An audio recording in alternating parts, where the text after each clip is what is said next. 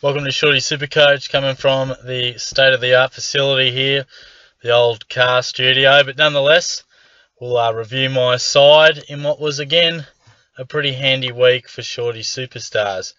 As you can see there, top 4%. It is my highest score, at least by the numbers for the season, 2,249. And that was done with a Sean Higgins 0 as well. So to be in the top 4% after being in the top 1% last week was really promising. And my team is starting to come together after, I guess, behind the 8-ball opening few weeks. I've certainly come in to be in the top 5% over the last fortnight. Really where I like to be. So as you can see there, really starting to come up in the rankings. Again, moved up nearly 12,000 spots, which was really good to see. And starting to build. So won most of my leagues, which is good to see as well. So, but look, we'll have a look at the side, of course. Now take a look at the back line. The trades, I upgraded Roughhead to Tom Lynch, and Tom Williamson was the other one.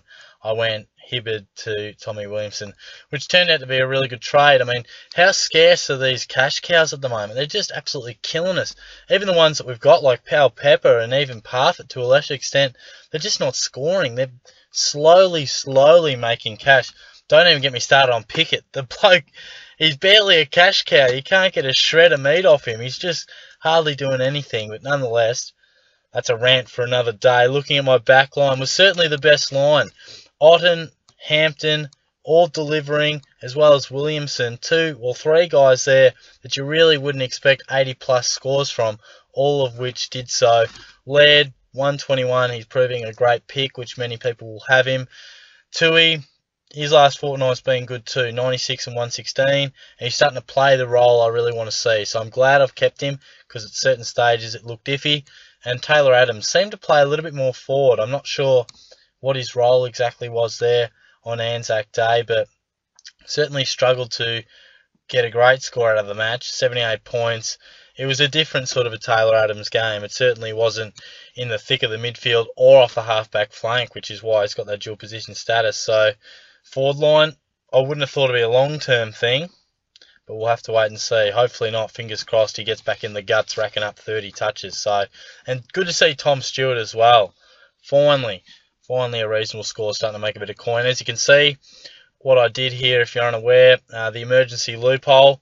So, of course, they were playing on the Friday night, Carlton. Now, I most likely thought I would field Williamson, regardless, but I thought you can't take a risk with cash cows or rookies. So, I put Newman on the field. Well, firstly, I put Williamson as emergency, just in case, just to see what he does, just to give me 2 cracks at it.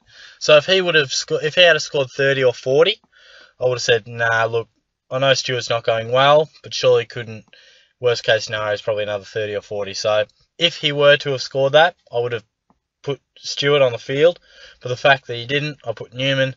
Knew he was out, knew he wasn't going to come in.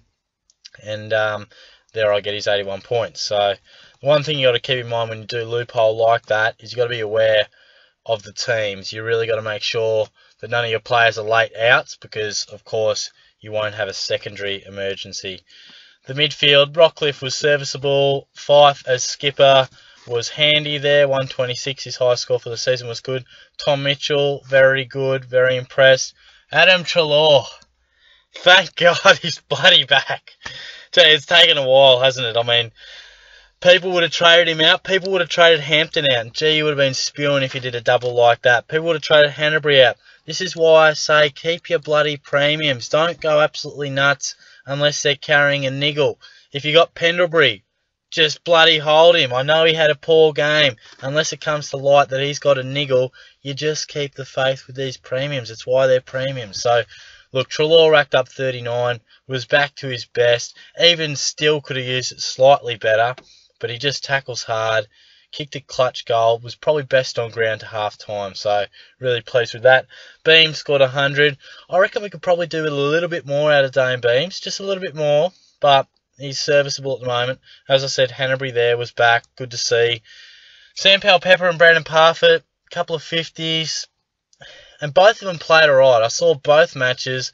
Pepper and Parfit both worked their way into the games at certain stages and looked alright, but just a little lack of polish, just turning the ball over ever so slightly, handballing a little bit more, things like that are just turning their would-be 70s into 50s. So I think they're both entrenched in the lineup, so I think we can rest safely on that. But I think we all really want those type of guys to rise up quickly, because we've got a falling Pendlebury and a falling Dustin Martin that we'd love to get our hands on. And I guess in my case, Paddy Dangerfield as well will probably be at possibly the lowest we're ever going to see him in a week or two. Robbie Fox was out with a knee. He is a chance to come back, I think. It wasn't too serious, but we'll wait and see confirmation on that. Jared Pickett. Never has a man appreciated so slowly or worked so hard just to earn, what is that, like 50 odd K? What did he start at? 123 did he start at? So not even. He just does dumb stuff. He just turns the ball over and makes silly mistakes, and unfortunately, being in a Carlton side that is struggling, as a small forward, he's not getting your cheapy 2 to 3 goals. It gives him that odd 70 or 80. So unfortunately, we're not getting that. Hopefully, he can bust out something. At this stage, probably just keep him unless someone on the bubble that's really good you really want to get in, and then you just pocket 50, 60, 70k. It's not great. It's not ideal. It's not the blueprint for what a cash cow is, but we'll just have to monitor that. The ruck division, Sandilands was good. I think he started the game fairly poorly, but turned into 100, which was good. Brodie Grundy never quite got going. It was just an almost game. Played okay at times, but just didn't quite do enough to go premium numbers. But I'm relatively happy with him. I'm pretty pleased with him. I think 101 average, you'd probably like to see that go up another 6 or 7 points over the course of the next month. And the whole season, as far as we're concerned, all Grundy owners, but I think we'll take that for now. Bruce should come back in. He was just rested. Goldstein, there is doubt over, so surely Bruce will come in regardless and could potentially be the number 1 ruck. Forward line, well, we'll start with Shaun Higgins. Gee, that annoyed me so bloody much. It couldn't have been much of a worse trade for me, unfortunately. Scores 2 tons in the first 2 rounds. I'll bring him in. He scores, I think, a 58 and a 75. And then he's a late withdrawal. Shaun, you're bloody killing me, mate. I mean, he's a burn man for a reason, and I've been sucked in once more. I'm going to keep him, providing he does come back. Reading an article today, it does look like he will return to the side.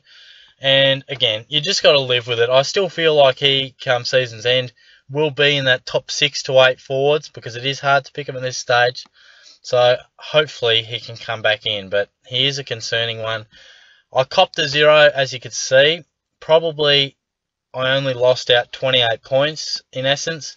Unfortunately, Eddie and Hannon were both emergencies.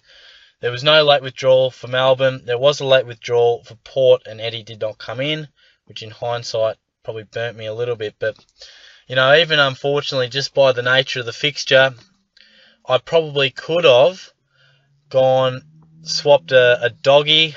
Let's have a look here. If the Dogs didn't play Saturday afternoon, which I can't even work my mouse here. See, I could have gone Parfitt, swapped one of these Dogs, and then I would have been a little bit safer, because I could have, you could have gone Pickett as well, if you know what I mean. Obviously, could have gone Pickett and Parfitt if I wanted to, or just one of them, really. And I guess also, if Higgins still had that mid-forward eligibility, that would have been great as well, but he is just a forward, even though he's playing midfield. So, if the Dogs didn't play on that Saturday arvo, I could have swapped one of them, and, it could have been a little bit better. Unfortunately, it wasn't to be. I could have swapped a couple of them, and then equated to, obviously, working the emergencies in the appropriate way. But not to be. But nonetheless, my premiums went really well. Dalhouse, McRae were among the best players on the ground. Both scored 120 odd. Nankervis, likewise, 127 was really good to see. And Tommy Lynch, in what was a tough day for Gold Coast, he did deliver. And I'm quite pleased with that selection. I do feel like he'll be a very good player for me this season, having traded him in for Jared Roughhead. Shaun Higgins, of course, I'll keep the faith with. And Dan Butler would be getting close to his peak. I probably think he'll perhaps reach around the 300 mark, then we'd probably look to exchange him, probably for Aaron Black, I would say. He scored a ton for the Cats on his Geelong debut. So I would dare say that in a couple of weeks' time, or at least after next week, Butler would probably have one more price rise in our teams, and then we would probably downgrade to Aaron Black. And look, Hannon and Eddie, I expect them both to play this week. Of course, the D's copped a few injuries. Hannon was right on the cusp anyway. And Eddie, I think he's in the mix. And let's just hope he can get a gig. In hindsight, going Eddie over Houston really did cause me a problem. No pun intended. But yeah, that's just those 50-50 calls you make. And it's a 50-50 call. And in the end, it'll probably cost me, anywhere from 150k to 200k, and probably 50, 70, 80 points, depending, when I could have used Houston instead of Eddie. And in this particular instance this week, it would have been great to have an emergency or just a playing guy right there to come in. I'll zoom out there and we can have a look at the team in its entirety. And look, it's going reasonable. Had a good last 2 weeks. I guess a few of my thoughts at the moment. Of course, now is the time where we can really start to downgrade and then upgrade to some fallen premiums. My main train of thought at the moment is I wish we had a few cash cows appreciating quicker. Newman getting dropped really hurt us. Fox going out hurt myself. Stewart's been a slow burn, as has Pickett. A lot would have had Hannon and Eddie. And of course, they have been slow burns and aren't even in the side at the moment. Bruce getting rested. Excuse me. Just halts that extra price rise, which is disappointing. And Parfitt and Powell Pepper, who would have been fairly popular picks, have just slowed a little bit. Have just not got enough 70s and 80s. And probably they really need a good score this week if they can reignite their price rising. So we'll wait and see. I think on the positive note, there's a lot of options for us on the form premium side of things. Heath Shaw, Sam Doherty is not falling rapidly, but he's probably within reach within the next fortnight. Alex Rance also. There's 3 guys certainly in the back line that we should consider. Midfield, if you didn't start with Dangerfield like myself, 90, 120, they're good scores without going bang 160. Should give us a look in. Pendlebury, Martin should be very gettable. Martin probably sooner rather than later, given his 55, will be removed after next week. And Pendlebury probably in 2 to 3 to 4 weeks, depending how he goes, given his last 2 scores have been 95 and 68. So, and also I suppose if you don't have Treloar or you don't have Hanbury, well, now might be a nice time to cash in on them, as they seem to be getting back to some reasonable form, particularly Treloar. Hanbury probably tackled a bit harder, didn't quite rack up enough pill to really be convinced, but he was the Swans' best. As for the forward line, it's really hard to say who are the premiums, but Nick Raywalt will really be in grasp very soon. After that 161, he has gone, I think it was 90 odd, somewhere around there, and the 79. So I think we're certainly going to have a look in at him very soon. Did have a bit of an injury concern, but he should be fine. So I think probably in a fortnight, 3 weeks, he should be very gettable. So there's a few guys to be on your radar. Of course, it is all dependent on where your team is going and with their structures and how many cash cows you do have that are making us enough cash.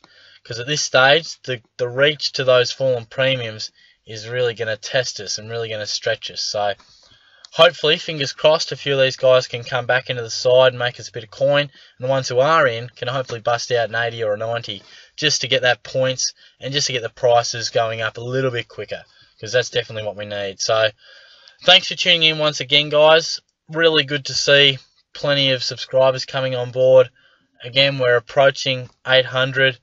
Hopefully you're enjoying all my content as well. Trying to get them as much of a routine as you can. I mean, given the footy structure and the fixture, there's Thursday games, there's Tuesday games.